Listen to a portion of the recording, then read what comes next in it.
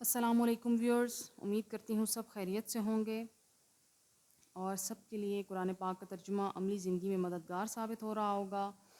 Viewers, ہم نے سورہ النساء شروع کی ہے جس کی ہم نے پہلی 6 آیات پڑھ لی ہیں۔ ہم نے ان آیات میں غریب کے یتیم کے مال کے متعلق پڑھا، عورت کے حق مہر کے متعلق پڑھا۔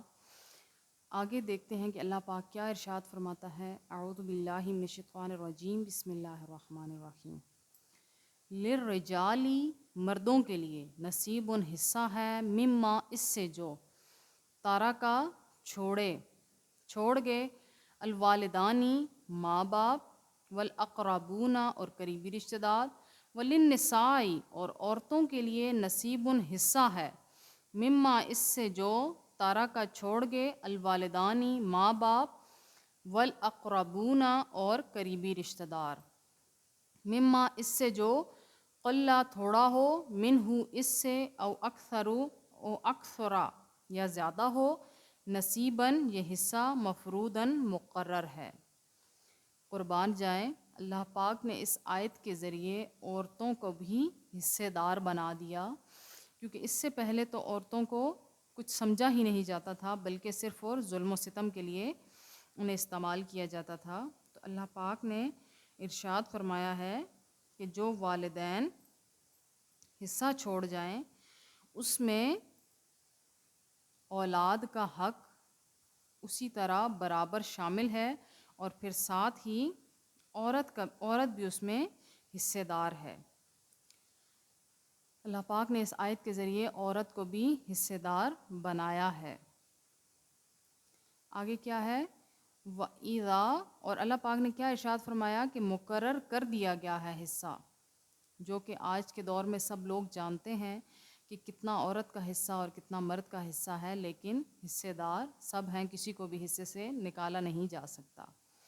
وَإِذَا، اور جب، حَضَرَ، حاضر ہوں، القسمۃ، تقسیم کے وقت، اولو القربیٰ، رشتہ دار، والیتامى، یتیم بچے، والمساکین، اور مسکین، فارزقوہم، تو دو انہیں بھی، منہ، اس سے، وقولوا، اور کہو، لہم، ان سے، قولاً، معروفاً، اچھی بات۔ یعنی جب بھی تقسیم کا وقت ہو، رشتہ دار حاضر ہوں، تو یتیموں اور مسکینوں کو بھی ان کا حصہ دو جو کہ ان کا حصہ بنتا ہے۔ وَلْيَخْشَ، اور چاہیے کہ ڈریں، الذین، جو، لو تارکوا، اگر چھوڑ جاتے ہیں، من خلفہم، اپنے پیچھے سے، ذریۃً، بچے، ضعافاً، چھوٹے چھوٹے کمزور، خافوا، فکر مند ہوتے ہیں، علیہم، ان کے متعلق، فلیتقوا اللہ، پس چاہیے کہ وہ ڈریں اللہ سے، فلیقولوا، اور کہیں، قولاً، بات، سدیداً، بالکل درست۔ ابھی اس بارے میں کیا ذکر ہے کہ جو والدین اپنے بچے پیچھے چھوڑ جاتے ہیں تو ان کے متعلق اللہ پاک سے ڈرنا چاہیے، اور ان کے مال کے متعلق ان کی حفاظت کرنی چاہیے، ان کے مال کی حفاظت کرنی چاہیے، نہ کہ ان کو بے سہارا سمجھ کر ظلم ستم کے لیے رکھ دیا جائے۔ اللہ پاک نے فرمایا ہے کہ اللہ پاک ان کا نگہبان ہے، ان کی حفاظت کرنے والا ہے، اور ان کے ساتھ بالکل صحیح بات کی جائے، نہ کہ ان کو غلط مشورہ دیا جائے۔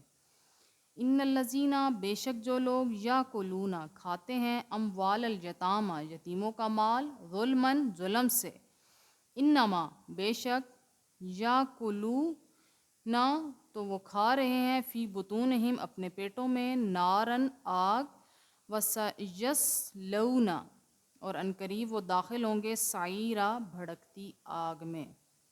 نعوذ باللہ، اللہ پاک کی رحمت جوش میں آ گئی، اور اللہ پاک نے فرمایا کہ پھر اتنی نصیحتوں اور اتنا کچھ بتانے کے باوجود بھی اگر وہ یتیم کا مال کھاتے ہیں ظلم کے ساتھ، تو بے شک وہ یہ جان لیں کہ وہ اپنے پیٹوں کو صرف اور صرف بھڑکتی آگ سے ہی بھر رہے ہیں، اس کے علاوہ کچھ بھی نہیں ہے، اور وہ عنقریب اس میں داخل ہو جائیں گے اور ہمیشہ اسی میں ہی رہیں گے۔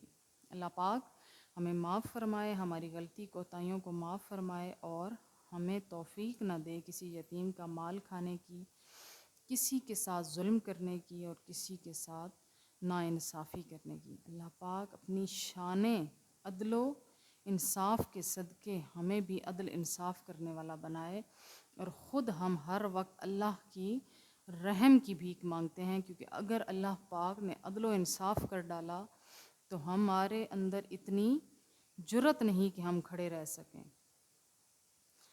کسی شاعر نے کیا خوب کہا ہے، عدل کرے تے تھر تھر کمن اچیاں شانہ والے، فضل کرے تے بخشے جاون میں جے وی منہ کالے۔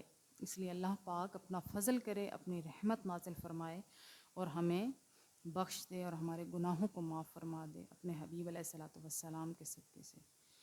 الحمدللہ ہم نے اپنا ایک رکوع سورہ النساء کا مکمل کیا اور چوتھے پارہ کا 12واں رکوع مکمل ہو گیا۔ اللہ پاک ہمیں درجہ بدرجہ اس قرآن پاک کو مکمل کرنے کی توفیق عطا فرمائے اور اس کو سمجھنے کی بھی توفیق عطا فرمائے۔ نیکسٹ انشاءاللہ نیکسٹ ویڈیو میں، تب تک کے لیے اللہ حافظ۔